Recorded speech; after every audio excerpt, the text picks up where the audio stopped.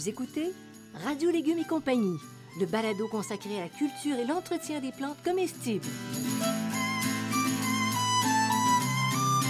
Laitue, Basilic, plantation, poivron, bleuets, pollinisation, haricots, arrosage, fraises, insectes ravageurs et maladies, concombres. fertilisation. Radio Légumes et compagnie, le balado qui vous dit tout pour cultiver et entretenir simplement les plantes comestibles de façon naturelle. Tada! Bonjour tout le monde! Oh, Wouhou! 100e balado. C'est le 100e balado de oui. Radio Légumes et compagnie, Bertrand. C'est pourquoi on est en édition spéciale, j'en perds mes mots. Et il y a de quoi. Et il y a de quoi. Bertrand, c'est un circuit qui, au départ, d'abord, c'était ton idée. Oui. Et l'idée était de partager tes connaissances et de soutenir les maraîchers pour leur production fruitière et légumière. Les jardiniers. Pas Les maraîchers, jardiniers. Les jardiniers, surtout. Mais c'est ça. Mais Ouais. ceux qui avaient une propension pour Potager. un goût pour le potager. C'est ça. Radio Légumes, C'est ça. c'est potager. Fait que Et c'était, fruitier. fait au compteur, il y en a 99 qui sont Oui. enrichissantes et même cette 100e le sera, je vous le garantis. Alors, on est parti en 2019 et c'était en pré-pandémie. Tu te souviens, Oui, hein? c'était en pré-pandémie. Oui. Il n'y avait pas beaucoup de balados à l'époque. Et Dieu sait s'il y en a beaucoup aujourd'hui. Donc, ça fait une différence. Moi, j'avais une idée de faire ça pendant un an. Et on est rendu à la 5e Cinquième année. terminée. Oui, Oui. oui. Et ça a été... La pandémie, d'une certaine façon, a été collectivement... OK, tu avais ça comme intérêt. Partager tes connaissances, comment on prend soin des légumes, des fruits pour avoir des belles récoltes. C'était Oui, ça ton idée. C'était ça, oui. Et pow! Pandémie arrive, Oui. tout le monde est confronté à une réalité fondamentale. On n'est pas capable de se nourrir si on n'est pas en lien avec d'autres pays. C'est ça. Là, donc, on arrive, on parle d'autosuffisance, les gens disent qu'est-ce que je peux faire chez moi? Oui. Parce que dans les épiceries, il y avait des ruptures de stock, on était privé d'aller se promener partout. Puis, aïe aïe! C'était déjà commencé, par exemple. C'était déjà commencé. C'était pas, ça venait pas de commencer il y a plusieurs années, mais ça a été un énorme coup d'accélérateur, cette pandémie, pour le jardinage comestible, l'horticulture comestible, moi, ce que j'appelle. Ben oui, parce que les approvisionnements étaient stoppés. C'est ça. Donc, Alors, tu te sens vulnérable et là, tu dis, qu'est-ce que je fais? Je le prends positivement? et depuis 2019, on a eu 105 000 téléchargements. Oui. Donc, il y a des gens qui ont téléchargé plusieurs émissions. Je calcule avec ceux qui ne téléchargent pas puis qui lisent, on était rendu à peu près à 130, 135 000 personnes téléchargements, là. Et je veux juste noter de ce retour sur ces 5 ans, c'est qu'on a eu un support immédiat des commanditaires. On en a eu 2 principalement, 3. Actisol, Garant, Édition Multimonde, et moi, je me souviens encore avec Actisol, j'avais une émission pilote, j'avais pas un seul auditeur, j'avais rien, puis ils ont embarqué dans le projet. Alors, je voulais saluer parce que Garant, la même chose, ils ont embarqué tout de suite dans le projet. Et depuis, on a développé, Actisol est allé, nous a quittés, mais Gloco est arrivé, Sève Saveur est arrivé. Donc, nos commanditaires nous permettent de réaliser cette émission. Et c'était... mais j'avoue, ça m'a fait un petit velours quand Actisol a accepté d'embarquer dans le projet, alors que j'avais pas un seul auditeur encore. Peut-être une auditrice qui était toi, mais comme tu étais dans le projet, ça comptait pas. Donc, c'est ça. Alors, c'est comme ça que c'est parti. Oui. La pandémie arrive. La conviction est amplifiée parce que tout le monde embarquait sur les graines germées, les ci, les ça. C'était angoissant. Oui. Et probablement que Radio Légumes, d'une certaine façon, a été une réponse. Puis ça a supporté des gens dans leur démarche parce que ça compte l'insécurité quand tu es dans l'action. Alors, puisqu'on est à la 100e, qu'est-ce qu'elle a de particulière, cette 100e, pour toi, Bertrand? Alors, on ne traitera pas d'un sujet en particulier, comme on le fait à tous les balados, mais on a 2 invités particuliers, Mélanie Grégoire et Albert Mondor. Et la particularité, c'est que tu vas leur poser, et tu me poses aussi, 6 questions, qui sont 6 fois la même question. Uh-huh. Donc, on va pouvoir voir les différentes obédiences et différentes réponses. Voilà. Et penses-tu qu'il va y avoir des points communs? Il faut tout écouter pour le savoir. Mais je soupçonne que l'être humain étant tellement complexe, les mêmes questions soumises vont donner des mondes différents. OK, Bertrand, pourquoi tu as choisi particulièrement Albert Mondor et Mélanie Grégoire? Parce que d'abord, je considère que c'est les deux meilleurs de leur génération. Et cette particularité aussi, c'est que là, on va couvrir 3 générations, 40, 50, 60. C'est Hein? vrai. Donc, je ne dirais pas qui Tu es le, 40, qui tu es le 50, qui 60, mais patriarche. bon, non. Ce que j'aime, c'est ces personnes-là, c'est qu'une formation en horticulture, donc ils sont solidement en horticulture, et une formation connexe, comme Mélanie en marketing et Albert en biologie. Donc, c'est des gens qui sortent un peu de leur zone de confort, qui sont allés ailleurs. Euh, L'autre chose que j'aime chez eux, c'est que le sujet est plus important que leur personnalité. Oui, ils Oui. jouent sur leur personnalité, c'est normal.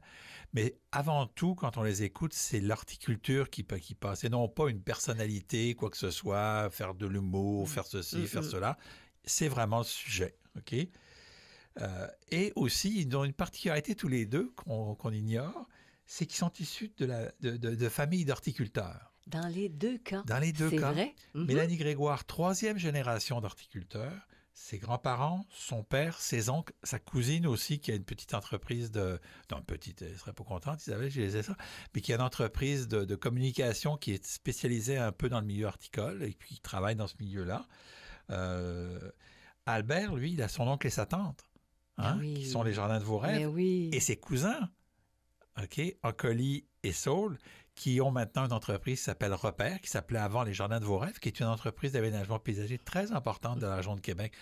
Donc, ils ont cette espèce de filiation tous les deux. Et c'est ce que j'aime en particulier donc de ces personnes-là, c'est qu'elles C'est sont enraciné. C'est vraiment enracinées, enraciné elles dans sont les. complexes, Oui. et c'est des gens qui vont avoir aussi des difficultés dans la vie. Albert avec des petits problèmes de santé qui surmontent à chaque jour. Mélanie avec Laurent et donc Son petit son petit garçon. garçon Oui. qui était prématuré. Il transforme tout ça en positif, notamment Mélanie avec son mois des bébés plantes. Donc c'est ça que je trouve extraordinaire. C'est des gens qui sont riches, sont intéressants et c'est des amis en plus. Et c'est des amis. Alors Bertrand, si on allait à la rencontre de Mélanie Grégoire, une fille énergique, à la tête remplie de projets, une convaincante, une conquérante, avec beaucoup, beaucoup, beaucoup de sensibilité. Alors on rencontre avec beaucoup de plaisir Mélanie Grégoire. Alors on accueille Mélanie Grégoire. Bonjour Mélanie. Bonjour. Une de nos grandes horticultrices, femme d'affaires, animatrice, chroniqueuse horticole, hein, je pense, tout le Oui, temps. Oui, une femme qui ratisse large. Très heureuse de vous recevoir à Radio Légumes et compagnie. merci. Et juste pour peut-être qu'il existe des gens qui ne te connaissent pas. Peut-être, j'en doute. Mais euh, ça fait 15 ans que tu es propriétaire d'une entreprise familiale, c'est-à-dire que tu as pris la relève. Oui, au moins 15 ans que j'ai pris la relève de mon père, qui lui a créé ça de toutes pièces en 1978 à Sherbrooke. Mais il est lui-même fils d'horticulteur et d'horticultrice. Alors, je suis la troisième génération à se mettre les mains dans la terre. Donc, il n'y a pas de sang dans les veines, c'est de la chlorophylle. Exactement. Nous, on est nés dans les choux, c'est notre définition familiale.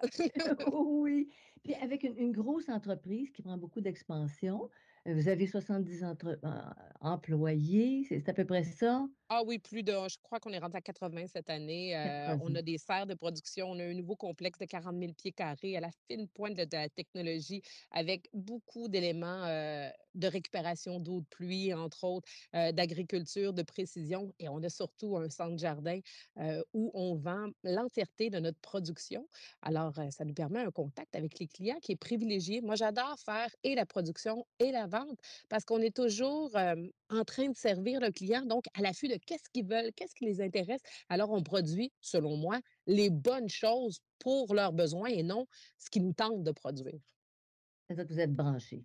C'est ça. Inévitablement, vous êtes branchés sur votre public, Exact. sur votre clientèle, c'est ça. Oui, puis nous, Puis, ce qu'on veut, c'est puis nous, moi aussi, puis c'est pour ça, c'est vraiment ce qui me motive dans toutes mes chroniques, c'est moi, je veux que les gens aient du succès dans leur potager, dans leur jardin et qu'ils aient du plaisir. C'est le fun, tu sais.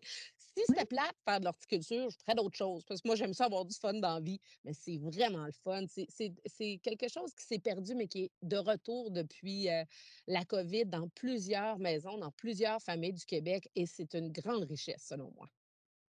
et vous êtes reconnus. les Cerfs Saint-Élie pour donner des conseils judicieux, avoir toujours les bonnes réponses, en tout cas, guider vos clients. Mais c'est ça, éviter un échec à un client, Ah, c'est la base, exact. c'est la clé, c'est ce que tu disais. Ben oui, puis des fois même, je dis à mon équipe: «Mieux vaut pas vendre rien à un client, mais lui donner les bonnes informations plutôt que lui vendre n'importe quoi». Mon père, de manière un petit peu plus vulgaire, disait: «Un client, tu le fourres une fois, après ça, il revient plus jamais». C'est Évidemment.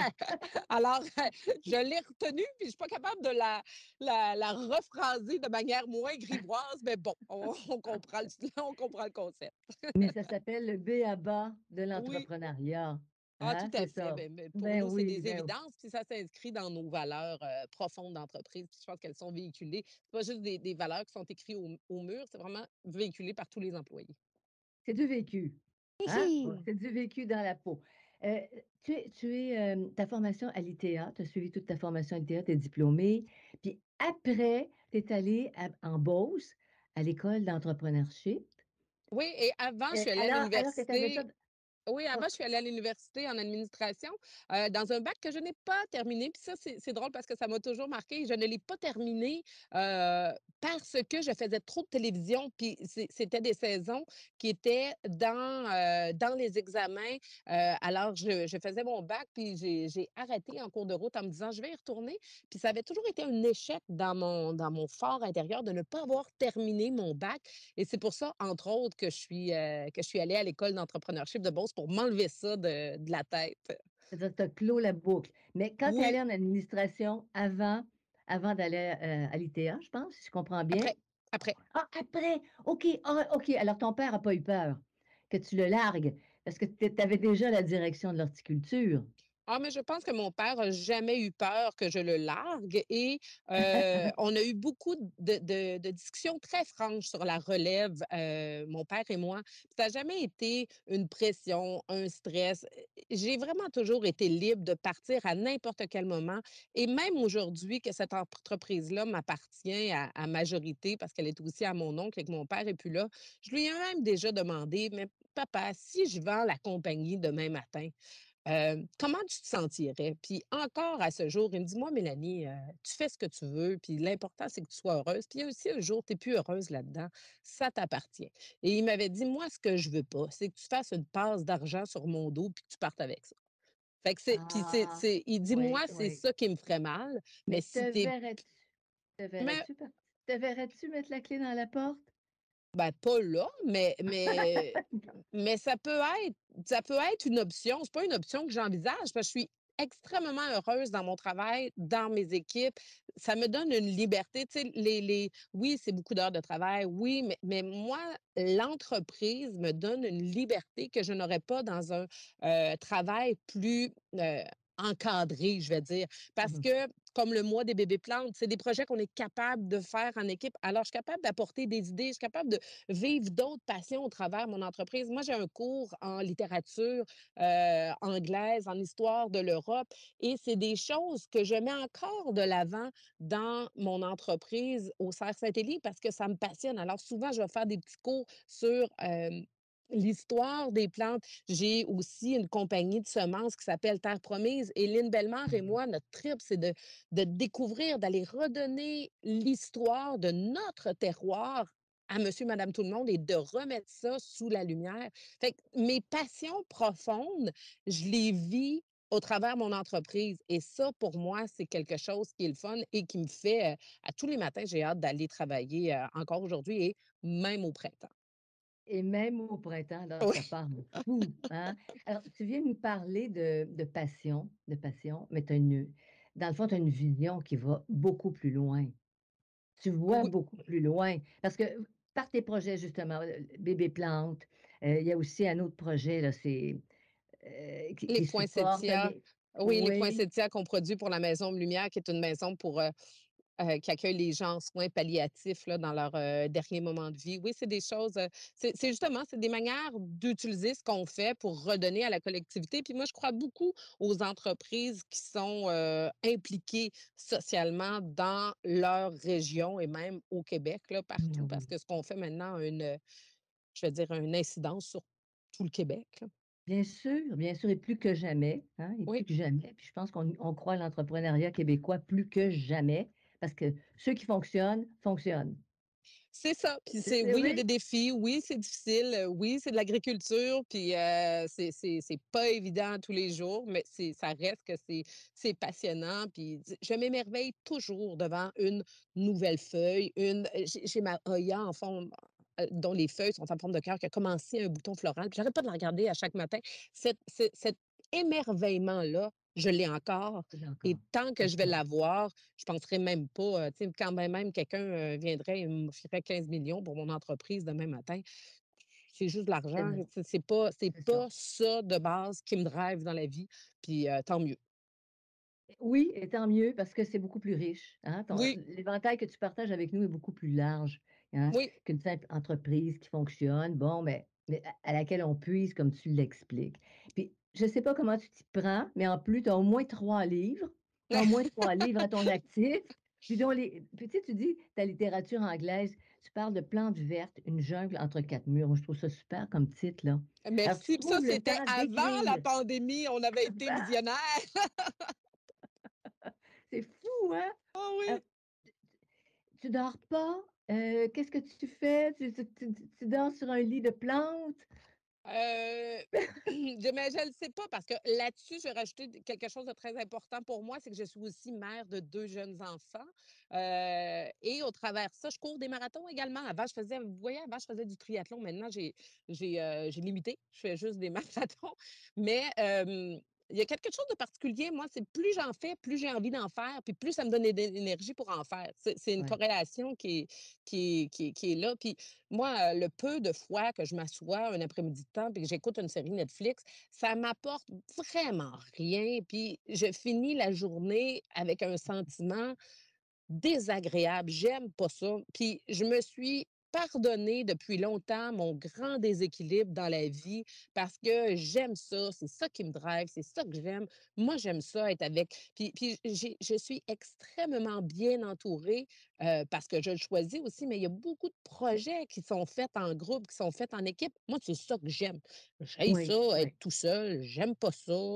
Moi, je veux que ça bouge, je veux qu'il y ait des affaires, puis je carbure au projet. C'est vraiment ça que j'aime.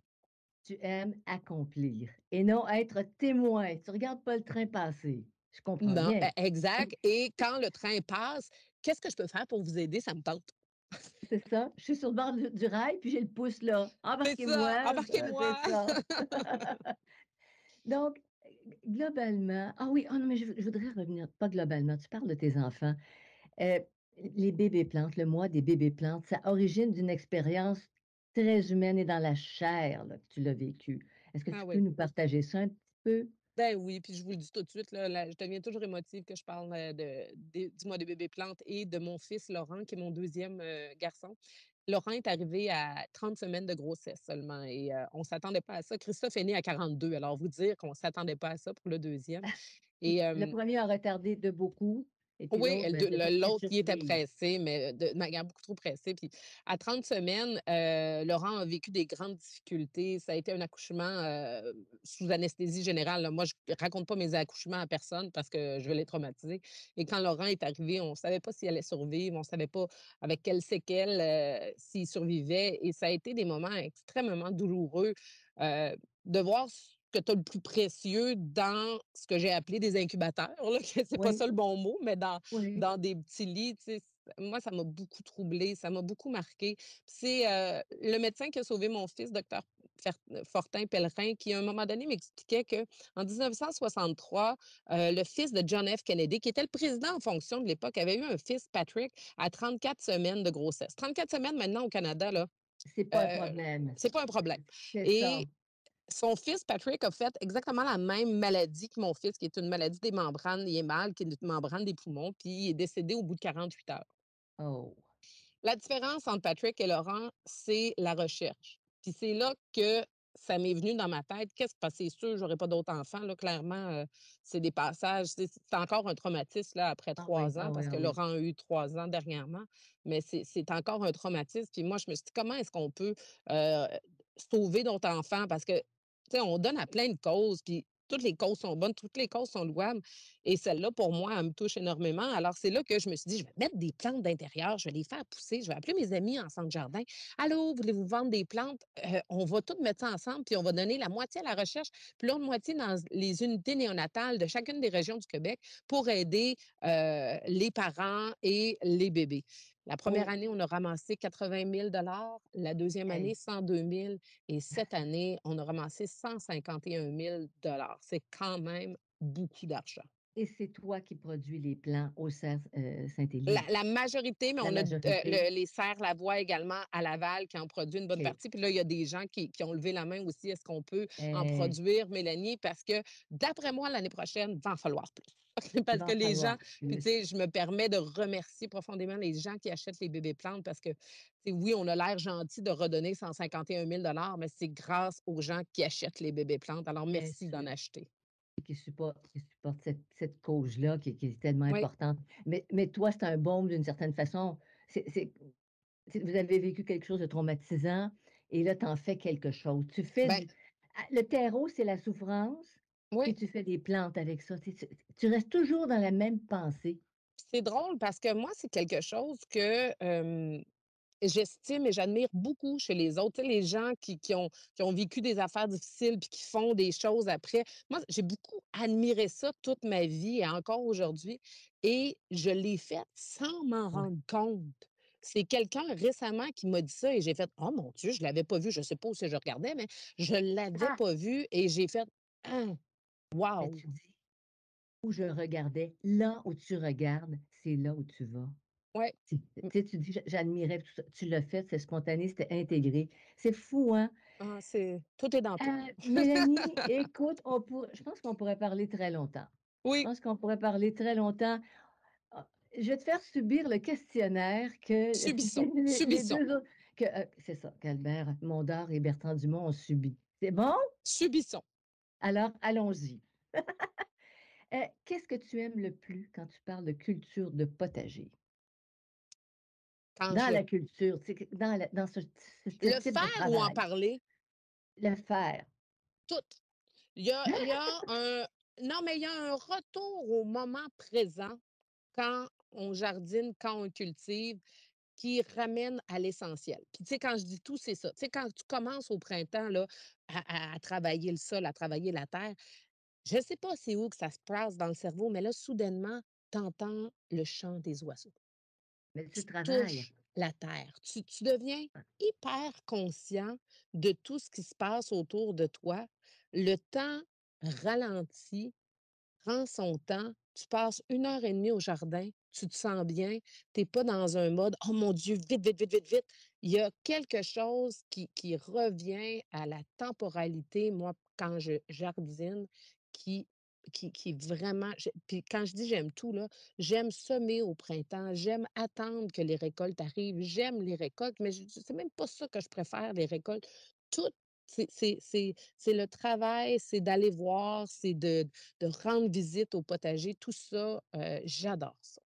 Rendre visite au potager. Wow! OK, question 2. Oh là! Ton plus beau souvenir au potager?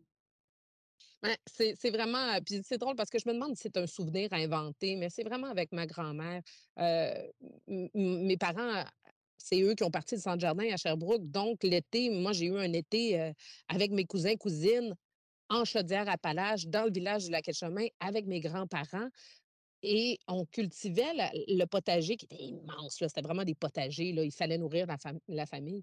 Puis moi, j'étais en charge du rang de carottes, puis je me souviens avec ma grand-mère, je me souviens la manière qu'elle était, penchée pour pas, se faire mal aux jambes et c'est ces moments-là avec ma grand-mère, mais c'est pas le potager comme tel, comme le moment de bien-être avec ma grand-maman. On était ensemble, on passait du temps ensemble, elle me montait des choses, puis on était bien. Fait qu'il y a encore, tu sais, ça revient à ce que je disais, c'est ce que j'aime dans la culture du potager, c'est le être ensemble et le temps. Je pense que c'est beaucoup là que je me nourris. Même à l'origine, ça a été Mmh, ça. Ouais, ouais. c'est vraiment ouais. Heu, L'erreur la plus commune que tu estimes qu'on fait au potager? Ah, j'hésite entre 2 là, mais commencer trop grand. Ah, les gens, ils font des Ah! potagers, c'est pas un champ de les amis, donnez-vous une petite chance d'apprendre, là. Commencez petit, agrandissez par la suite, mais ça puis là, puis tu sais, je dis la deuxième parce que les 2 sont habituellement jumelés en prime. Planter ben trop serré. Là, en plus, ils te font ça, là, puis ils comprennent pas que le plant de tomate va devenir 1 mètre par 1 mètre. Ils en mettent 6 dans un calmez-vous, calmez-vous et et et c'est pas grave, là, tu sais, mais il y a tellement, là, on a même mis l'élément nord-américain de productivité au potager, tu sais, avec les espèces de potagers, et les mini-fermes hyper efficaces. Puis les gens arrivent maintenant dans leur potager avec cette idéologie-là. Prenez un pas de recul et rappelez-vous que c'est un loisir pour la plupart. Si vous êtes maraîcher, c'est correct, c'est ça votre job. Mais si c'est pour être un loisir, amusez-vous, continuez à vous amuser là-dedans. Pas obligé de mettre 25 plants de tomates. Tu sais, je le dis des fois, je dis: «Moi, j'aime ça, j'ai un grand potager, puis j'en ai 10. Si vous en avez 12, il y Oui. a un problème». Ah, c'est ça, c'est ça. Surtout si tu commences. Tu sais, hey, si tu commences, Surtout ouf, si tu commences. c'est sûr que tu ne recommenceras pas l'année prochaine si tu commences avec un potager de 25 par 30. Et si tu avais un seul conseil à donner à des gens qui font un potager, ce serait quoi? Le plus important, le crucial, la clé de voûte, c'est ça. Ben, il est plate, mais c'est le secret est dans le sol, là. Travaillez votre sol, rajoutez du compost, puis tout va bien aller, là. Partez avec la terre noire, là, c'est un billet pour l'échec, là. Tu sais, tout est dans la terre. C'est plate, par exemple, comme truc, mais tout est dans la terre. Investissez un petit peu plus dans votre terre, dans votre sol, puis vous allez le gagner à la fin. Maintenant, ton légume préféré, Ah, c'est la même ch pourquoi? Puis ben, un conseil, un secret de culture. c'est Écoute, la là, ça carotte. hein? Tu m'étonnes. Ben, non, mais Le 1er rang que tu as géré, c'est un rang de carottes. mais Alors? oui, puis le goût de la carotte est toujours aussi bon. Puis tu sais, une carotte, là, sale, tu sais, une carotte que tu récoltes, tu t'essuies après tes jeans, tu la manges avec la terre encore dedans. C'est elle qui goûte le meilleur. Puis la première carotte, tu sais, que tu as 2 bouchées parce que tu étais trop pressé, là, c'est c'est elle qui est la meilleure. Puis mon conseil pour la carotte, parce que je ne sais pas comment les gens font pour pas réussir la carotte, c'est toujours un pour moi, extrêmement étonnant. Mis à part qu'ils la sèment trop tôt, je ne sais pas comment ils font pour manquer des carottes. OK. Alors, C'est un c'est légume ça. assez facile, là, Mmh. mais OK, semez-la pas trop parfait. tôt. Il faut vraiment un sol plus à 15 degrés. Fait que, tu sais, les gens, des fois, c'est ça. Puis c'est vrai que c'est plate à éclaircir. Ah, c'est plate à éclaircir, ça, on est d'accord. C'est ça. Peut-être ça que Ah, j'aime moins au potager. Tu sais, je suis peut-être moins dans le moment présent quand il faut éclaircir. Ça me tape vraiment ses nerfs est-ce comme activité. as-tu pensé à la pince à sourcils? Ah Ah. oui, peut-être, mais non, mais tu sais, toute mon attitude est mauvaise quand j'arrive avec l'éclairci je Ah, ne sais pas c'est où que ça se place là, mais j'arrive de mauvaise humeur parce qu'il faut que j'éclaircisse. bon, tu vois, il y a jamais totalement blanc, totalement Non, noir, c'est c'est entre ça. les 2, c'est ça. Mais Fait que dès que mes tantôt, c'était garçons vont être un petit peu plus vieux là, wouhou! Allez éclaircir. tu vas gérer le rang de carottes avec les gars, Allez éclaircir les garçons, let's go. si vous voulez que maman reste de bonne humeur. Maintenant c'est ça. Maintenant, un fruit préféré, pourquoi? Puis un secret de culture. Ah, mais moi, j'aime les poirées. Ça va être à vous à un moment donné, ou demandez à Bertrand ou à Albert, parce que j'ai des poiriers, j'en ai planté.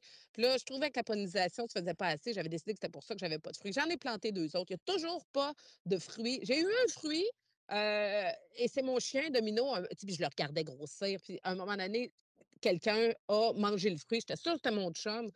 «Tu mangé le fruit!» Et le chien arrive avec la poire dans la gueule. C'est comme: «Oh ben non, tout ça pour que ça finisse avec Domino» et je suis en train de regarder présentement: «Oh mon Dieu, je vais avoir plein de boutons floraux». Je le sais que ça prend 7 ans avant que ça commence une bonne production. Je suis rendue à 7. J'ai des grandes attentes, heu et Puis j'ai la pas vie est bonne. l'impression que ça va oui, c'est ça, mais j'habite aussi beaucoup dans la forêt. Alors, je les ai mis vraiment à l'orée, mais d'après moi, ils n'ont pas suffisamment de soleil. C'est ça leur problème. Mais Mais ta c'est ça. patience va peut-être être récompensée. Donc c'est Ben, à suivre. c'est à suivre, mais puis tout le monde me parle de leurs poirées, puis: «Oh regardez, j'ai eu une grande récolte de poires cette année». Ah! Ouais. Justement, on a des voisins, bizarre de dire ça, ils en ont et ça tombe à terre. Ben Tellement oui, ils hein, en ça ont tombe à et c'est terre. même pas traité, voilà. C'est C'est ça, même alors que moi, ça je suis là avec mon huile au stade tu dormant. supplies. Tu sais, je rajoute du compost à chaque printemps, je le chouchoute, je leur parle, je vais bientôt les engueuler, là. Ah, bon, peut-être, hein? Comme pour le rang carotte quand ce sera tes gars. Ah oui, mais Vous allez éclaircir. c'est beaucoup, tu sais, Mélanie j'ai des Grégoire, pommes, j'ai d'autres choses, mais la poire, là, c'est elle que je veux, puis c'est elle qui produit pas. C'est toujours comme ça. que c'est bizarre. Mélanie Grégoire, c'était un plaisir de passer ce temps en ta compagnie. Plaisir Je te partagé. souhaite je te souhaite de garder ta spontanéité, ton entrepreneuriat, ta fougue longtemps, longtemps, longtemps, pour que ton père ait même pas le temps de voir qu'un jour, peut-être, ça changera de même, hein. Parfait. Je vais Longtemps. essayer. Merci Salut! beaucoup. Bye bye. Bye bye, merci beaucoup.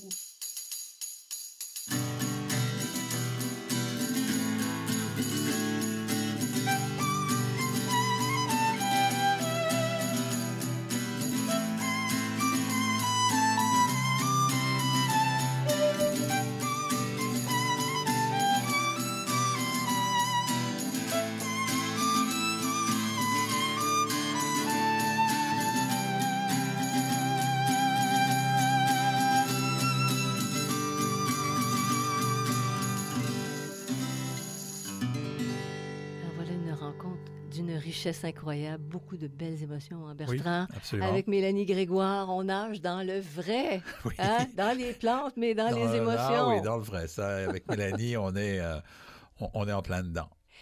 Et maintenant, si on allait voir la vision de Albert Mondor, qu'est-ce que t'en penses? Absolument. Allons-y. Je te laisse avec Albert. Je suis en compagnie d'Albert Mondor. Bonjour, Albert. Bonjour, Janine. Albert, tu es ici pour, comme quoi, une caution morale, comme pour fêter avec nous le 100e balado de la série Radio Légumes et compagnie. Ben, c'est un grand plaisir d'être avec vous, Janine. Ça me fait d'autant plus plaisir que j'adore l'émission Légumes et compagnie. Le balado est très, très éducative, très agréable, très intéressante. Et ça nous prendrait plus de ce genre d'émissions qui inspirent, qui élèvent nos esprits, là. Oui, nos connaissances Oui, et tout nos ça. connaissances, Ce à quoi tu contribues aussi beaucoup depuis plus de 35 ans. C'est quand même pas rien, 35 ans. Alors, juste pour, au cas où quelqu'un ne te connaîtrait pas, ça se peut-tu, ça? Ça se peut pas. Albert Mondor, le jardinier branché. Albert Mondor, qui... horticulteur et biologiste. J'étais très surprise. Tu es biologiste? Oui. Oui, j'ai une Au départ? formation universitaire en biologie. Puis je pratique encore, je fais encore de la consultation en biologie. Mon métier, ma profession m'amène surtout à faire des aménagements paysagers, à créer des aménagements surtout maintenant utilitaires puis comestibles. Mais je fais aussi beaucoup de consultations en biologie. Donc, j'aide des gens à améliorer l'état de leur terrain en bordure des lacs, des rivières. C'est ce que je fais aussi. Ça fait partie de mon travail. Je pensais pas que tu étais biologiste. Je suis très impressionnée. Et horticulteur, et tu fais de la conception de jardin. Tu écris depuis 1999 au Journal de Montréal, Journal de Québec, de façon hebdomadaire. Ça s'appelle Un gars fidèle, ça? Oui, puis Ouais. mon employeur est fidèle aussi. Après 23, 24 ans, Oui. être toujours à l'emploi de ce journal, moi, je trouve ça fantastique. Je les remercie d'ailleurs de me faire confiance comme ça. Puis ils sont super agréables. C'est des gens formidables. J'adore travailler avec eux. Et tu participes aussi à des projets, des jardins, toutes sortes d'affaires. Flyer. Et avant de passer au crible, parce qu'on passe au crible dans cette émission, ce 100e balado. J'ai peur. J'espère que tu as peur. L'horticulture extrême. OK, tu parles de... Comment tu appelles ça? Urbain. La culture urbaine, le maraîchage urbain, puis tout ça. Mais tu arrives avec le concept d'horticulture extrême. Peux-tu nous expliquer ça? Bien, j'ai... puis bon, peu de gens le savent, mais j'ai un côté extrême, moi. J'aime aller au bout là, des choses. Alors, l'hiver, par exemple, je fais du ski. Mais je vais en dehors des stations de ski. Là. Je vais dans le bois, puis je descends à travers les arbres. Je fais ce qu'on appelle de la peau de phoque aussi. Là. Je monte des montagnes en ski. Donc avec des amis, assez extrêmes dans mes sports, dans la pratique des sports, mais extrêmes aussi dans mes aménagements. Donc, je crée des murs végétalisés, des toits végétalisés. Là, récemment, j'ai dû faire la création d'un potager sur un garage, littéralement, sur un tréfonds de béton. Donc, je crée des aménagements qui sont extrêmes en ce sens, qui sont installés là où, de façon naturelle, il n'y aurait pas grand-chose qui pousserait. Là. Il faut aider la nature. Donc, on jardine beaucoup, mon équipe et moi, sur des surfaces bétonnées, sur des murs, sur des toits. Donc, on a la prétention que c'est extrême parce que, voilà, il n'y a pas de sol comme tel. Il faut en apporter du sol et trouver des moyens de soutenir la terre aussi avec des pochettes puis des pots. Puis l'égouttement des eaux, puis tout ça, c'est quand même, quand tu travailles sur un fond de béton, il faut que tu aies de l'imagination. Oui, bien, ça prend un peu de créativité, c'est sûr. Un peu, hein? C'est sûr. C'est un peu plus complexe que si on jardinait en pleine terre, il n'y a pas de doute. Là. Et t'aimes encore ça. Puis tu as des collaborations aussi avec Météo Média. Oui, hein? J'ai fait des le jardinier branché, c'est ça? Le jardinier branché, oui, qui sont encore diffusés sur le web, là, notamment. Fait qu'un gars actif, on peut dire ça. Un gars très actif. Moi, j'aime les projets. J'aime quand on apprend, on évolue, on est motivé par toutes sortes de projets. Oui. Et d'ailleurs, parlant de ça, tu as été honoré du prix Techer, Henri Techer, du jardin pour botanique. Le savoir, pour la diffusion du savoir, puis tout ça. Alors, je te crois quand tu dis que ce que tu dis, ta mission de faire connaître davantage, puis d'avancer, puis de progresser, puis tout ça. Bien, Janine, je pense qu'actuellement, plus que jamais, en tout cas dans l'histoire de l'humanité, là, on est devant le constat qu'il faut revégétaliser. On a beaucoup désertifié. Nos villes sont souvent des grands déserts. Bon, il y a des efforts qui sont faits.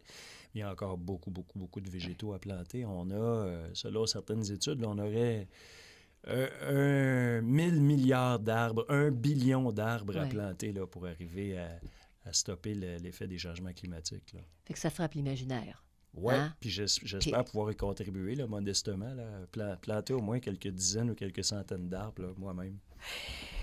Albert, es-tu prêt à passer au crible? Oui, toutes les mêmes questions. Je suis prêt.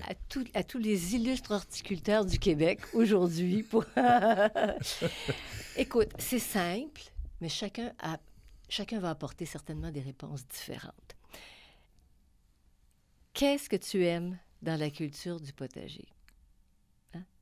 Moi, ce qui me plaît particulièrement dans la culture des légumes, des fruits, c'est la beauté.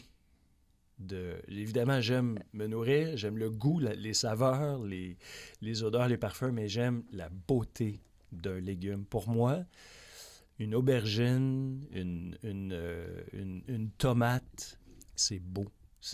C'est une belle création, comme une fleur est belle aussi, c'est une belle création de la nature. Je m'émerveille devant cette beauté-là. C'est un peu paradoxal parce qu'on est beaucoup actuellement dans cet esprit qu'il faut que les choses soient utiles, qu'il faut arrêter de faire des choses qui sont juste décoratives. Et il y a un grand mouvement en horticulture actuellement pour arrêter de parler d'horticulture ornementale. Hein? Puis Bertrand Dumont puis Mélanie Grégoire sont certainement les plus grands propagateurs de cette idée, hein, qu'il faut surtout miser sur l'agriculture urbaine, sur une horticulture qui est aussi utilitaire. Mais j'aime la beauté de ces légumes et de ces fruits. Je trouve ça beau. Un légume, pour moi, c'est magnifique. Puis il n'y a pas personne qui va pouvoir te contredire. Sérieux, mais oui. Tu te nourris de ça. C'est beau, puis c'est utile. Exact. Regarde, c'est les deux, c'est tout. Absolument, c'est tout ça. Puis c'est pas juste une beauté... C'est le yin et le yang. Exactement, tout à fait, j'allais juste appeler ça. Mais c'est pas juste une beauté physique, non. C'est une beauté aussi, c'est un ensemble. Je m'émerveille devant la beauté de la nature qui fait ces choses si exceptionnelles, si extraordinaires, là. Parce que pour moi, c'est complètement inouï, là, ce que la nature accomplit. C'est phénoménal, là. C'est juste un brin d'herbe, une plante qui arrive à capter l'énergie du soleil puis faire des sucres avec de l'eau puis du gaz carbonique. C'est fantastique. C'est un miracle. Wow! Oui, c'est un miracle, exactement. Ça aussi, exact. mais oui. Mais puis il faut avoir le respect de ça. Il faut avoir le respect. Donc, c'est la beauté. Oui. Alors, ce que tu aimes le plus dans la culture du potager. Maintenant, ton plus beau souvenir au potager, c'est quoi? Ouh! Bien, le plus beau souvenir que j'ai, évidemment, là, je surprendrai personne qui me connaît en disant que c'est un souvenir que j'ai vécu chez mon oncle et ma tante, Pierre Saunière-Mondor et Pierre Séguin, qui sont à Saint-Ferdinand, qui ont les Jardins de vos rêves, qui sont les propriétaires des Jardins de vos rêves. Et à l'époque, quand j'allais faire mes apprentissages en horticulture chez eux, lorsque j'étais plus jeune, Avant d'être biologiste? Avant d'être biologiste. Okay. Avant même d'être horticulteur, j'allais là durant mon adolescence, passer tous mes étés, puis je travaillais avec eux. C'est là où j'ai appris mon métier, en fait, puis j'ai fait mes études par la suite. Bien, je travaillais beaucoup à l'entretien de la pépinière et du potager aussi, parce ma tante faisait des grands potagers. Et je me souviendrai toujours, à un moment donné, que j'étais en train d'arroser les plantes du potager et du verger avec des algues liquides. Ils étaient avant-gardistes. Incroyable! Écoute, on faisait venir les algues liquides de Californie à cette époque-là. Il n'y en avait pas ici. Ça n'existait pas au Québec. On était les seuls à peu près au Québec à utiliser ça, ou enfin, on n'était pas beaucoup. Les fermiers du coin nous regardaient avec des yeux un peu ébahis. OK, qu'est-ce qu'ils font là? Du fumier, ils ne connaissent pas ça. Je me souviens que j'avais passé, parce qu'on avait une grosse citerne qu'on trimballait avec un tracteur, puis j'arrosais, j'aspergeais toutes les plantes. Et je me souviens d'avoir passé sur le tuyau, arraché le tuyau, et là, la pompe continuait à fournir des algues, puis ça m'est arrivé dans le dos. Alors, j'avais plein d'algues. J'étais complètement, moi-même, devenu une espèce d'algue qui sentait le bord de mer. Alors, j'étais complètement trempé, puis mes vêtements sentaient les algues. Puis pour dîner, ma tante m'a gentiment proposé d'aller me changer avant d'aller dîner pour pas empester la maison. Puis les algues sentaient particulièrement fort à cette époque-là. La recette s'est améliorée depuis. Ça sentait le bord de mer, pas à peu près. Méchant souvenir! mais c'est extraordinaire. Si tu remontes dans le temps, à peu près à quelle époque? Parce que ça m'impressionne ce que tu viens de dire. Les algues pour le potager à cette époque-là. On est au début fin des années 70, début des années 80. Là. J'ai 12 ans peut-être, 12-13 ans. Fait que tu as eu un enveloppement d'algues à l'âge de 12 ans. J'ai pris mon bain d'algues, mon premier bain d'algues à cet âge-là. Oui. Fait que c'est ton souvenir. Les étés chez eux, les étés à travailler, puis à découvrir ce métier-là. Oui, c'est des étés formidables. J'ai des souvenirs impérissables de ce que j'ai vécu au Jardin de vos rêves. Super. Ouais. L'erreur la plus commune qui est commise au potager, d'après toi? Je pense que lorsqu'on débute un potager, on veut tout faire, on veut tout essayer. Et on en fait beaucoup, on emmène large. Puis ça, c'est une erreur qu'on paye cher parce qu'on s'épuise. On veut tout planter, tout semer, tout essayer. On fait des grands potagers, on voit grand, puis on s'épuise. La plupart des jardiniers qui ont vécu cette expérience-là, au bout du premier ou du deuxième ou troisième été de culture, sont complètement épuisés, ne savent plus où donner de la tête, rendus en septembre, octobre, quand il faut gérer les cultures, puis mettre ça en canne ou partager. Alors, il faut limiter un peu nos ardeurs, voir un peu plus petit peut-être pour débuter. Mais bon, c'est un conseil qui est bien facile à dire, mais quand on est jeune et plein d'enthousiasme, puis on ne suit pas ce genre de conseils-là, on y va à fond. Puis au pire, si on fait l'erreur que tu viens de mentionner, l'année d'après, on peut cultiver des fleurs sur l'autre moitié si jamais on trouve. Sérieux? Ça, c'est merveilleux. Jeannette, c'est le meilleur conseil qu'on puisse donner. Tu gardes ta belle terre. Effectivement, on met des engrais verts ou des fleurs pour attirer les pollinisateurs, absolument. En attendant de se faire la main sur l'autre moitié du potager. Ça s'appelle des erreurs de jeunesse et d'enthousiasme. Oui. C'est pas une erreur très grave, mais ça peut nous mettre à terre. Là. Je connais des gens qui sont des jeunes jardiniers puis qui me racontent cette expérience-là, puis qui sont complètement brûlés, là, rendus au mois d'octobre, novembre. Ils ont besoin, l'hiver arrive à point, là, ils ont besoin de vacances, ils sont brûlés. C'est important que tu mentionnes ça. Moi, je trouve ça super. On continue notre grille d'évaluation de vos expériences. Quel est votre légume préféré? Pourquoi? Puis un conseil. OK. Je suis un grand fan du concombre. J'adore le concombre. C'est étrange parce que la plupart des gens à qui je parle de concombre me disent le concombre, c'est ordinaire, ça goûte pas grand-chose. D'abord, c'est mal connaître le concombre, là, de dire que ça goûte pas grand-chose parce qu'il y a toutes sortes de concombres. Il y a évidemment du concombre anglais, libanais, jusqu'au concombre ukrainien qui est brunâtre, là, qui a une pelure brune. Que tu as déjà goûté? Que j'ai déjà goûté, oui. qui est parfumé. Les concombres syriens et libanais aussi qui sont très frais, très croquants. Le concombre anglais, bon, qu'on connaît bien. Puis il y a nos fameux concombres, les concombres ordinaires, là, oui. presque hérissés de petits picots, presque des épines, là, oui. en fait, qui sont plus savoureux, plus forts, dont la pelure souvent est assez épaisse. Là. Oui. Moi, j'adore les concombres, j'adore ça, mais le goût me plaît, mais c'est surtout cette fraîcheur, cette texture que j'adore chez le concombre. Puis c'est un légume qu'on peut utiliser à toutes sortes de sauces. Hein. On peut en mettre dans les sandwichs. Au lieu de mettre une feuille de laitue, moi, je mets du concombre. Mais sais-tu que c'est une sacrée bonne idée? Oui, ça ne te sort pas de la bouche partout, là, ça se tient. Ça bonne se tient. idée. On peut couper le concombre sur la largeur plutôt que sur la longueur. Quel... Sur la longueur plutôt que sur la largeur. Donc, on se fait des longues tranches qu'on met dans le sandwich. Puis on peut le faire cuire, rôtir aussi. C'est bon, du concombre cuit. Tu as déjà fait ça? Oui, absolument. Oui, c'est bon.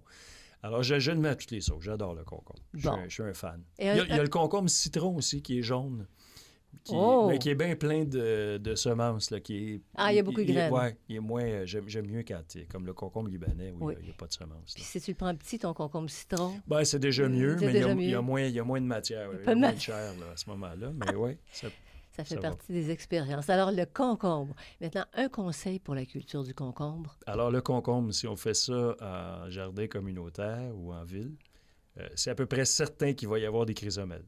Ouais. Il faut s'attendre à ça. Mm-hmm. Alors, on le cultive sous agrotextile. C'est tout. Ah, c'est tout. On le met dans un tunnel, une mini-serre recouverte d'un agrotextile. Bon, c'est un textile blanc qui n'empêche pas les rayons du soleil de passer, mais qui empêche les chrysomèles de se rendre. Je rappelle aux gens là, qui nous écoutent que la chrysomèle, c'est un insecte, c'est un coléoptère avec des élytres, une carapace, si on veut, là, jaune rayé de noir. Ou c'est peut-être noir rayé de jaune, là, je ne suis pas trop sûr. Ça dépend du point de vue qu'on prend la chose. C'est ça. Puis la chrysomèle trimballe des spores de toutes sortes de maladies, du verticillium, puis du blanc aussi. Alors, si on veut éviter que le concombre rende l'âme au milieu de l'été, là, ce qui arrive à peu près tout le temps, il faut le protéger. Donc, on le cultive sous agrotextile tout l'été. C'est tout. Ça finit là. Parfait. Maintenant, dernière question. T'es pas mal bon. Franchement, merci, Jeannette. C'est très agréable de subir cet interrogatoire par tes bons soins. Là. Je suis aux petits oignons avec toi. Là. On reste concept. Les petits oignons, c'est bon. Maintenant, ton fruit préféré, pourquoi? Puis un conseil associé. Ah, wow! OK, mon fruit préféré. J'adore la poire. Je suis fan de la poire. C'est pas vrai. Oui, toi aussi, t'es type poire. Non, c'est M. Bertrand. Ah, c'est Bertrand. Monsieur Bertrand. C'est vrai, Bertrand m'a confié déjà qu'il aimait la poire. C'est la poire. Ouais. Et pourtant, tes premiers contacts avec la poire, c'est en conserve Del Monte.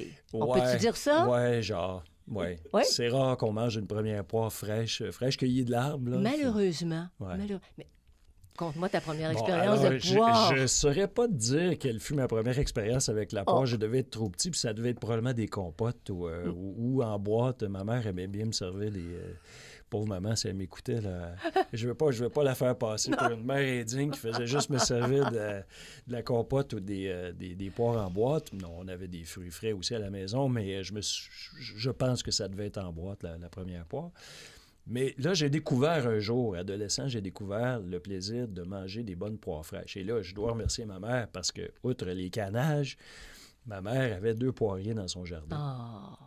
Qui était magnifique. Quel cadeau! Et un poirier en joue qui produisait beaucoup, des grosses poires. La poire en joue, c'est gros, là, c'est massif.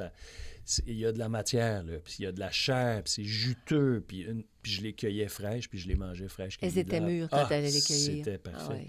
C'était un délice. Alors, j'ai toujours recherché cette saveur de la poire en joue fraîchement cueillie. J'aime beaucoup les Bartlett, j'aime les poires, les Bosch, j'aime les claps qui sont rouges aussi. J'adore. Ma poire favorite, c'est la poire asiatique. Attends. C'est capoté, ça. Attends, mais ça vient d'où, là? Ça vient d'où? Japon, Chine, quoi? La poire asiatique, surtout du Japon. Il y en a pas Oui. en Corée et en Chine aussi, mais c'est une poire qui ressemble à une pomme, en fait. Elle n'a pas du tout la forme. Elle est ronde, forme elle de n'a poire. pas la forme distinctive. Exact. Puis elle est sucrée à souhait. C'est du nectar, là. C'est peut-être un peu trop sucré pour certaines personnes, mais moi, j'adore le sucre. Alors, j'adore les dattes aussi, notamment. J'aime les fruits très sucrés, les bananes, les dattes et la poire. Alors, la poire, pour moi, c'est le symbole de l'abondance, de fin d'été. Ah, que c'est beau. La poire fraîche, là, j'adore. Puis au couteau aussi, évidemment. Moi, je la mange souvent au couteau. Là. J'imagine que Bertrand, ça doit être sa façon préférée. Mais de bien manger. mûr, toujours bien mûr. C'est ça pour les poires. Hein? Oui. Mais sous question, est-ce qu'on peut cultiver ça, ta poire extraordinaire asiatique? Oui, absolument. Au Québec, facilement, comme la poire d'Anjou? C'est rustique, jusqu'en zone 4, 3B, dans certains cas. Donc, à Montréal, ce serait concevable. Absolument. Dans le sud-ouest de notre province, ça fonctionne bien. Puis c'est un poirier qui est facile à cultiver, qui est moins attaqué par les maladies. Bon, c'est quand même sensible un peu à la brûlure bactérienne. C'est ça le problème avec le poirier, c'est la brûlure bactérienne. Comme avec le pommier, d'ailleurs. Là, mais certaines variétés sont assez sensibles. Mais Anjou est beaucoup plus résistant à la brûlure bactérienne, puis les poiriers asiatiques aussi. Un petit peu de tavelure sur Anjou, mais peu sur le poirier asiatique. Fait que c'est des plantes résistantes. Formidable. Puis qui atteignent... C'est des arbres qu'on peut cultiver en milieu urbain. Là. Ça fait 6-7 mètres de hauteur et de largeur. Là. C'est pas de très grands arbres, c'est des arbres moyens. Puis ça produit abondamment. C'est très productif. Comment se fait-il que c'est pas plus populaire? On en a un au coin de la rue ici. Il y a des gens qui l'ont. Ils savent pas quoi faire avec. Ils savent pas quoi faire. C'était extrêmement productif. On parlait de la poire, asiatique. Ah oui, mais c'est ça, l'image. Est-ce que ta mère demeurait dans la région de Montréal? Oui. Ah, OK. Oui, bien sur la rive sud à Longueuil. OK. On habitait, en fait, à Montréal-Sud. Ils appelaient ça comme ça, mais oui. Oui, sur une petite rue là, tout près du pont Jacques-Cartier, là, dans un petit quartier sympathique. C'est ce qui s'appelait Montréal-Sud à une époque, mais c'est devenu Longueuil. Tout près de Saint-Lambert, là, entre Saint-Lambert puis le pont Jacques-Cartier. Mais oui, fait il est là encore, en quelque part. Je ne sais pas si c'est le fantôme de ce poirier ou s'il existe encore. Il doit être encore en vie, il était tellement vigoureux, c'est à peu près certain qu'il est encore là. Fait que tu nous as parlé de la poire. Les conseils, je pense que tu nous en as presque donné dans le choix du bon poirier. Tu as un conseil associé à ce légume-là, à ce fruit-là? Oui, absolument. Ben, le poirier est une plante un peu comme le pommier, là, qu'on dit être autostérile. C'est-à-dire qu'il faut planter 2 poiriers pour avoir une pollinisation croisée. Il faut que le pollen d'un poirier Anjou, par exemple, puisse aller polliniser un clap ou un boche. Ou un asiatique, ça marcherait? Ou un asiatique aussi, oui, parce que sinon, avec une pollinisation par son propre pollen, la production va être faible ou inexistante. Bon, ça, c'est une chose, mais il y a des poiriers qui sont semi-auto-fertiles, c'est-à-dire qu'ils arrivent à se fertiliser eux-mêmes. Les poiriers asiatiques ont quand même une certaine production, même s'ils sont seuls. OK. C'est possible. OK. Ouais. L'idéal, la production est toujours meilleure quand il y a de la pollinisation croisée, là, quand il y a bien des bestioles dans le quartier, puis il y a d'autres poiriers. C'est toujours meilleur. Mais ça, on peut y arriver. Avec un poirier asiatique, ils peuvent être seuls. Là. Fait que tu verrais la région de Montréal-Sud, anciennement, et tout ça, garnie de poiriers. Oui, absolument. Puis il y en a déjà quelques-uns dans la petite Italie, notamment, à Montréal. On en retrouve dans certains quartiers, mais oui, je pense qu'on pourrait en planter plus que ça. Le Mont-Royal, à une époque, était couvert de pommiers, de vignes. Il y avait beaucoup de cultures qui se faisaient, probablement des poiriers aussi. Ouais. Peut-être qu'on pourrait en replanter quelques-uns. Là. Albert Mondor, merci infiniment de ta visite. Merci infiniment d'être venu pour participer à ce 100e balado de Radio Légumes et Compagnie. Moi, je te remercie infiniment, Janine, puis je souhaite longue vie à Légumes et Compagnie, cette formidable émission. Et félicitations pour ton travail et celui de Bertrand aussi. Vous faites une formidable équipe. Alors, je suis très heureux d'avoir participé à cette 100e balado. À bientôt et santé. Oui, santé. Pour continuer encore une longue carrière. 60 ans encore. Merci, c'est super. C'est gentil.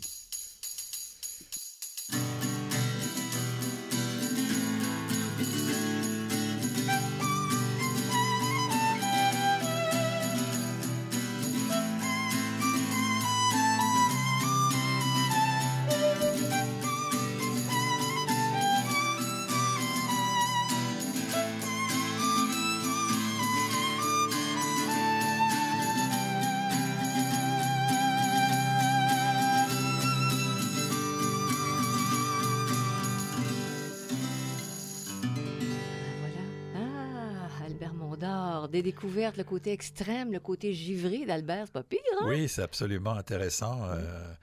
Albert, c'est quelqu'un qui est très... qui voit beaucoup de choses et puis est très à l'avant-garde, très à l'avant-garde. Très à l'avant-garde. Et quand il nous raconte ses histoires d'algues, ils Oui. étaient des précurseurs, ils étaient aspergés. C'est tellement drôle. Donc, les mésaventures en plus. Vraiment, c'est intéressant. Et des goûts originaux. Hein, Oui. Il nous dirige vers des découvertes. Intéressant. Maintenant, mon cher Bertrand, Oui. c'est à ton tour de passer au crible. C'est à mon tour de passer à la question. Oui, à la série de questions. C'est une question. Allons-y. Alors, cher Bertrand, comme on a fait avec nos autres invités, on va faire une petite prise de sang. Je vais aller dans ton esprit, profondément dans ton esprit. Bertrand. C'est vrai qu'il y a du sang dans le cerveau. Hein, ça ne marcherait pas non plus. Bertrand, Oui. qu'est-ce que vous aimez dans la culture du potager? D'abord, commence pas à me vous voyez, là. Non, mais c'est parce que, regarde, je suis un psy Donc, qui entre dans ta tête, alors je te vous vois parce que c'est mon client. Espérons que nous ne sommes pas le psy à l'écoute, OK. D'accord, donc je suis ton client. Mais ce que j'aime dans la culture de potager, c'est mon petit côté où j'aime l'histoire, c'est une vision historique. Tout ça nous vient de la nuit des temps où les gens ont commencé à récolter des légumes, à manger des fruits, et puis à les trier, puis à faire la sélection massale. Donc moi, ça m'interpelle de me dire que je fais partie d'une longue lignée de jardiniers depuis plusieurs millénaires. C'est la première chose. Deuxièmement, je trouve que la culture du potager, c'est beaucoup plus démocratique que la culture du jardin d'aménagement. Oui. Pourquoi? Parce que les gens, il faut avoir de l'argent pour pouvoir faire des beaux jardins, mais il faut avoir de l'argent pour faire un potager aussi, mais beaucoup moins puisqu'on en retire quelque chose. Donc, c'est quelque chose d'utile, c'est quelque chose dont on va se servir utilement. Donc, ce côté historique, démocratique et utile, c'est ce qui m'intéresse dans le potager. C'est les grands axes Oui, de ton intérêt pour la culture du potager. Oui. Excellent. Maintenant, quel est ton plus beau souvenir qui est accolé à l'idée de potager? Ah, ça va remonter très loin. 1971. C'est loin. C'est assez loin. Il y a presque 50 ans. Je suis à l'école d'horticulture. Je suis à l'école d'horticulture, une des plus vieilles écoles d'horticulture de France. Pour vous dire, je suis à la 120e promotion, donc ça fait déjà 120 ans que des horticulteurs sont sortis avant de moi. C'est fou, hein? On avait la particularité dans cette école, et ça a été mon grand support dans toute ma carrière, où on faisait les 4 options. Donc, on faisait floriculture, production légumière, production de pépinière et production maraîchère. Et donc, j'ai étudié en production maraîchère. Mais légumière et maraîchère, quelle différence? C'est la même chose? C'est la même chose. Légumière, maraîchère, c'est deux manières de le dire. Et donc, j'ai ce souvenir. On est à peu près il y a un mois que je suis là. Et j'ai ce souvenir d'être allé cueillir avec mes collègues de l'école des choux-fleurs qui étaient magnifiques, qui étaient d'un blanc absolument incroyable, presque ivoire, mais c'était vraiment magnifique. Et donc, d'avoir été cueillir, de les avoir coupés, d'avoir enlevé les feuilles, puis d'aller les porter dans ce que ça s'appelait la cave. Okay? C'était un endroit où on vendait les légumes. Donc, on faisait des très bons légumes qu'on ne mangeait pas, qu'on vendait. Et disons que nous, on n'avait pas le droit des bons légumes. C'était une autre histoire. Donc, ce souvenir, je l'ai encore dans les yeux, de ces choux-fleurs, mais qui étaient magnifiques, là, qui étaient d'un blanc, qui étaient tous presque pareils. Ça m'est resté, et c'est resté quelque chose de gravé dans ma mémoire. C'est un de mes beaux souvenirs. Oui.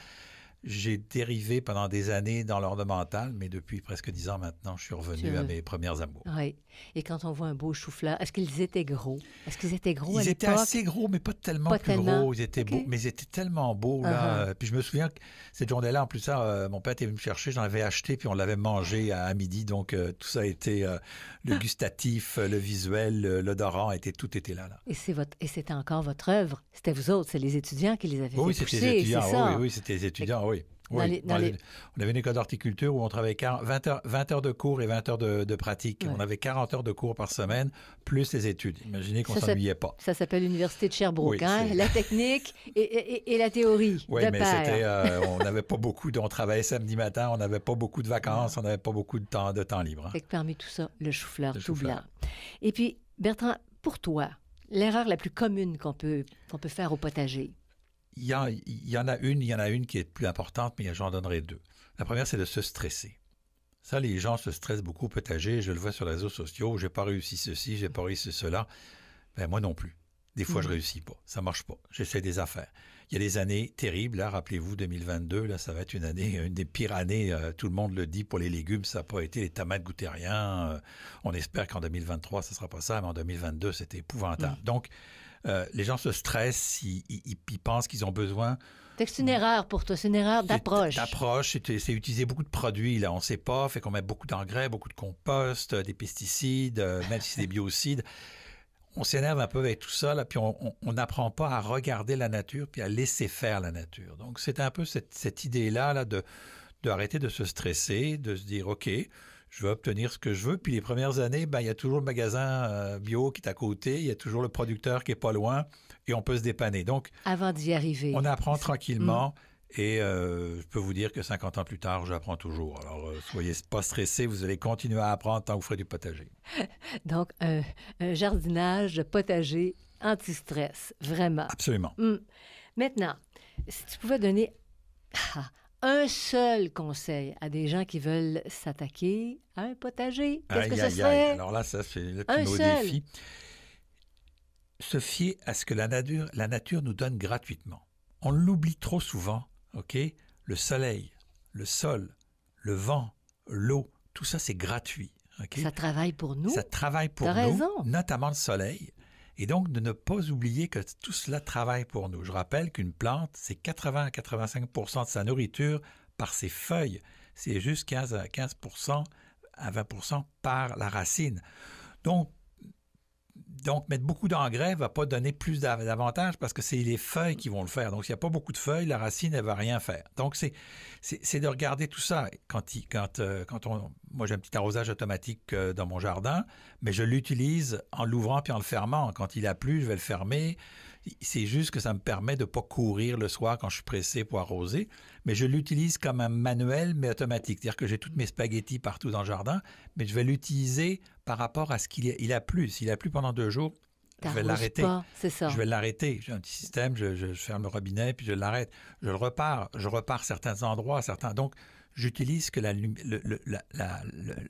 tu valses avec la nature. La nature nous donne. Oui. Et puis le sol, moi, je suis contre relever le sol tout le temps. Donc, je vais utiliser le sol de base, là, puis je vais l'améliorer. Là aussi, le sol nous est donné gratuitement. Oui. Donc, l'entretenir, lui donner de la vie, c'est pour moi. Donc, en résumé, c'est se fier à ce que la nature nous donne gratuitement. C'est le plus grand conseil que je peux donner. Ça a été difficile d'en trouver un seul, mais celui-là est grand. Tu y es arrivé. Oui. Oui. Et puis, ton légume préféré, pourquoi? Puis donne-nous un conseil. Et ça aussi, c'est une commande, là. Légume préféré, c'est le poivron. Oui. Oui, le poivron, parce que c'est un goût sucré, c'est un doux parfum, puis une texture cassante. Je trouve que c'est un beau contraste, c'est à la fois sucré. Moi, je pense bien sûr des poivrons rouges, parce que les poivrons verts, c'est pas mangeable, enfin pour moi. Mais c'est parce que c'est pas mûr. C'est pas mûr. Quand on était jeune, c'était ce qu'on nous servait à peu près, mais après ça, c'est plus ça. Plus été ça. Rouges, ils peuvent être jaunes, ils peuvent être oranges, ils peuvent être mauves, ils peuvent être de toutes les couleurs, bien mûrs, OK? Et donc, le poivron, c'est rentable à produire, parce que c'est assez cher sur le marché, et c'est une manière donc de faire des économies. Faire ses propres poivrons. Vous n'allez pas faire autant de poivrons, peut-être si vous avez besoin de manger un poivron par semaine, 50 poivrons, là, si vous n'avez pas la place. Mais quelques poivrons cueillis, c'est presque aussi tripant qu'une tomate. Presque aussi tripant. Oui. Et donc, mon conseil, c'est d'attendre qu'ils soient bien mûrs, bien colorés, bien sucrés avant de les gens se précipitent. Ah, ils sont pas tout à fait mûrs, mais j'ai le goût. Non, attendez, vous allez voir. Les parfums vont être là, ça va se développer, ça va se faire. Vous allez avoir en bouche le goût sucré. Puis ce côté cassant, là, si vous les prenez là, bien sec, là, il est pas sec, mais bien charnu, là, il y a un petit côté cassant. Donc, cette espèce de contraste entre le cassant et le goût, là, pour moi, c'est le poivron et c'est le summum. Puis, s'ils ne sont pas tout à fait mûrs à la fin de la saison, ils continuent leur mûrissement à l'intérieur. C'est pas pareil. Mais ils sont pas pareils. C'est pas pareil. Alors, on boucle la boucle, cher Bertrand, avec ton fruit préféré, pourquoi il l'est, et un conseil associé. J'étonnerais personne en disant que c'est la poire. Parce que c'est que la poire est le fruit français. En tout cas, tu ne m'étonnes pas. Non, je ne t'étonne pas. Non. Hein, quand on va aux poires, quand on va chercher nos poires et qu'elles sont mûres, je salive. Ah, okay? oui. Je ne mange que... Mon seul dessert, c'est une poire. J'ai testé des poires, même fait des tests entre des poires de magasin puis des poires de notre producteur local. Il n'y a pas photo, comme disent les Français. pourquoi il y a un goût, il y a une texture. Je le disais, c'est le fruit français par excellence. La parce poire, que ça pousse bien. ça pousse bien. Puis Ben c'est quasiment un fruit aristocratique, là, ce que je ne suis pas. Mais donc, et c'est encore un souvenir d'Igny, c'est encore un souvenir à l'école d'horticulture. À l'école d'horticulture, il y avait une allée, qui était de chaque côté bordée avec des espaliers. Et ces espaliers-là avaient été taillés pour former des croix militaires. Donc, c'était entrelacé. Donc, il y avait la Légion d'honneur, il y avait toutes ces affaires-là. Okay? C'était assez particulier. Incroyable. Et ça avait pris plusieurs dizaines d'années pour faire ça. Oui. Okay? Donc, la poire, pour moi, c'est le fruit de l'automne. Ça a un goût particulier, ça a une texture particulière. Ici, on n'a pas beaucoup de poires d'hiver, parce qu'en Europe, on a des poires d'hiver. Je pense à la Pascrasane, par exemple, qui est une poire qu'on va cueillir très mûre, qu'on va laisser en fruitier, qui on va ressortir et qui va redonner tout son sucre, toute sa beauté en plein hiver, au mois de février-mars. Puis c'est une poire qui est ronde, c'est pas une poire qui est longue, c'est une poire qui est ronde. Donc la poire, pour moi, ça Puis on en mangeait aussi à Igny, là, parce qu'on avait le droit d'en manger de temps en temps sur les arbres. Là, et on avait des poires absolument, des doyennés du comice, des variétés absolument incroyables. Mais quand tu parlais de tes arbres qui étaient élevés pour faire des croix, c'était les poiriers. Oui. C'est ça. Puis c'est un bois qui est très riche aussi. C'est un bois qui est très dur, un bois qui est très riche. C'est ça. Alors, mon conseil, c'est d'utiliser les poiriers en espalier. Vous allez me dire, c'est un peu concept avec mon idée, mais en espalier, c'est génial, les poiriers, parce que les poiriers, ça ne produit pas énormément. Hein. Ce n'est pas des arbres qui produisent beaucoup. Alors, les mettant en espalier, on va avoir un petit peu plus de production. Ils ne prendront pas trop de place. Et le poirier, contrairement au pommier, ça supporte très bien la taille. Ça se taille très bien. Et plus vous les taillez court, plus ils vous donnent de fruits. Donc, le poirier en espalier, à l'automne, avec une bonne petite bière ou un bon petit verre de vin blanc. Ou du cidre, encore mieux, du cidre, là. Oui. Ou carrément un petit alcool de cidre, là, encore mieux, là. Mais la poire, et la poire... elle n'est pas belle Hélène, la poire. Elle est juste la poire. Elle est encore meilleure quand elle est juste toute seule et qu'elle développe ses goûts qui sont... Mais faut qu'elle soit bien mûre. Attention, il faut qu'elle soit bien mûre. Mais ça, c'est la clé. La clé difficile, parce que la poire, elle est mûre, et 2 jours après, elle est trop mûre. Elle est morte. Nous, on dit qu'elle est blette. Oui. OK? Et donc, c'est pas une blette, c'est la poire qui est blette. Et donc, elle n'est plus bonne à manger, elle est pâteuse. Donc, il faut vraiment les suivre. Et donc, quand on a l'habitude, comme moi, on développe un coup de doigté sur la poire et c'est parfait. Et tu le sais. Alors, nous voilà maintenant dans les secrets du cerveau de Bertrand Dumont, avec tout ça, des conseils et des beaux souvenirs. Merci, Bertrand. On se retrouve après la pause. On se retrouve après la pause.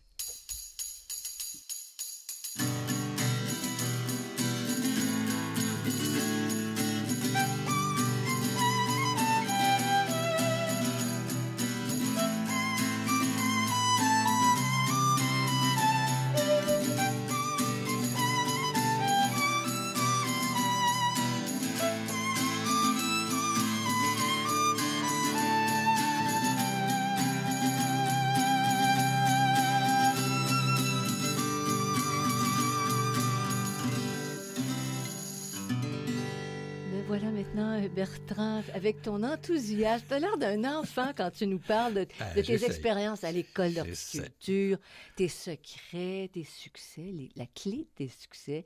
Mais tu as l'air d'un enfant. Je trouve ça super. Alors, et tu vas jamais, je vais juste mentionner ça à ceux qui nous écoutent, jamais tu vas dans les souvenirs, t'aimes pas ça. Mais ceux-là, ces souvenirs-là, c'est en plus de ça, c'est moi qui ai fait les questions.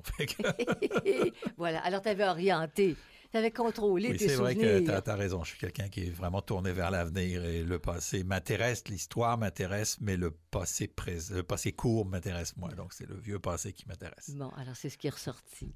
Et puis, Bertrand, moi, j'ai trouvé ça tellement drôle. Le point commun entre les trois. On est tous les trois des bonnes poires. Que c'est incroyable. On ne s'était pas parlé. Hein. Je veux juste préciser, on ne s'est pas parlé. Les questions. Moi, j'avais enregistré les questions avant pour justement pas être... pollués là, par leur réponse. Donc, j'avais fait avant d'enregistrer leur réponse. Et tout d'un coup, on tombe que finalement, on a un point commun, c'est la poire. Incroyable. Et pourtant, la poire, je veux dire, on a l'impression que ça ne pousse pas facilement au Québec. Mais c'est rassembleur. C'est ça, c'est pas un fruit, mais rassembleur chez les horticulteurs. On va être clair, chez les horticulteurs. Alors voilà qui complète cette 100e émission, ce 100e balado. Oui. Hein? Et je ne sais pas où tout ça nous mènera. Hein? On verra jusqu'où la vie nous mènera avec tout ça, mais on continue, on continue, on est au 100e, mais il y aura un 101, 102, 103, on va en avoir d'autres. Alors ça va devenir une encyclopédie, Bertrand, vivante. Peut-être une encyclopédie vivante. C'est certain qu'on est vivant quand on fait cette émission. Donc oui, non, on continue, là, et puis peut-être une 6e saison, on ne sait pas encore, mais on verra ça. Bien. Alors, un gros merci à tous ceux qui nous ont écoutés, qui nous ont suivis, qui ont envoyé des commentaires et qui jardinent, qui ont vu leur mission amplifiée par les propos des balados. Formidable. Fait qu'on vous embrasse, puis on va essayer de continuer encore un bout, là. Mais moi, je te suis, Bertrand. On est parti. On est parti. Portez-vous bien. Allez. Et ensemencez le monde. Bon 100e. Bye.